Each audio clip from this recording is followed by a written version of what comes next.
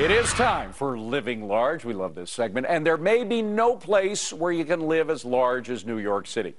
It's where you can buy apartments like this one for $22 million. And that's not even on Fifth Avenue. But are the buyers really getting their money's worth? Here to score it for us is one of New York's most successful real estate brokers of all time, Dolly. Have you ever put together, Dolly Lenz, forgive me, have you ever put together all of the houses and apartments that you've sold and tallied it up?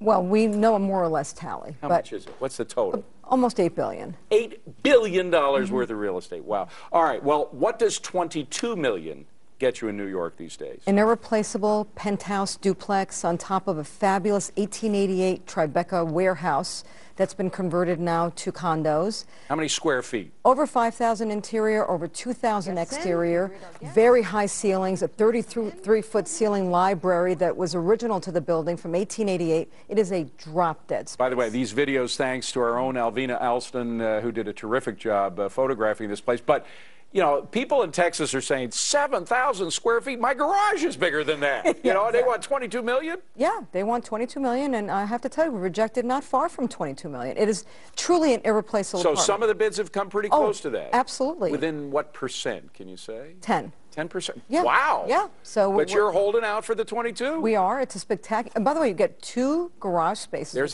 that library. Oh, it's unbelievable. You get 2 garage spaces, David. Well, that's so worth its weight in gold in New York City. Both your Ferraris, put them back to back, you know, his and hers. But, you know, and Tribeca. You think of Tribeca. When I first heard about this, I thought it must be on Park Avenue or Fifth Avenue. If it was, it would be $60 million.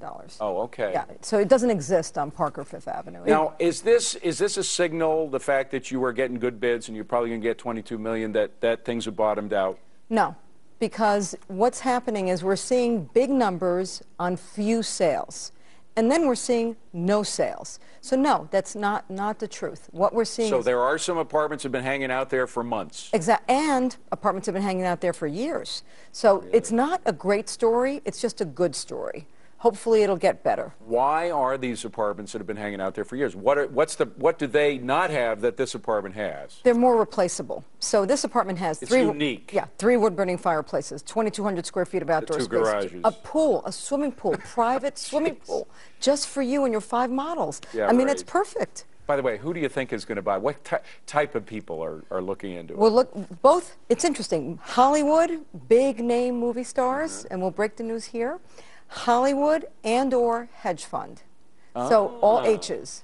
Hollywood or hedge fund. Now, we should mention this is Tribeca is an up-and-coming neighborhood. When I first moved to New York in the early 1980s, Tribeca was like a jungle. Nobody wanted to live down there. It's true. It was a dangerous place. All the apartments were in bad shape. I guess some of them had good foundations, as this one did. Yeah, this one was converted in 1996. But you probably, in the early 80s, this probably would have sold for what, about... it wouldn't have sold because it probably wouldn't have existed. $30,000 or something? Not quite. Not quite. Not quite. All right, what about foreigners? Are they coming in with a lot of cash now and seeing that real estate is at all-time lows here? I just closed 3 deals with Chinese nationals at over $20 million apiece. 3 different deals all over town. So, and that's just closed. Do they bring in suitcases of cash, or I mean, how do they pay for this? They have very fancy lawyers, and they do everything very properly. But they got no mortgages. They don't work with a bank with a mortgage. No. They do pay cash. They do pay cash. Wow. Yeah, and now, it used to be, I think that, was it 2009 when the average apartment in Manhattan went for $1 million, and that sounds extraordinarily high, but that was the low point, right? Yes. It's come off of that. Now, the average apartment in New York is, I think, 1.2. Yeah, 1.2 and change. 1.2. But the average apartment's probably so a 1 bedroom. that, to me, that says that things have bottomed out. No, because, you know, it's the mix of the average. So it's the 22 millions that are pushing up the price. Exactly. When do you think we're going to get out of the lowest point? Well, New York City, as I said before, is good. We're fine. Everything is being absorbed to some degree.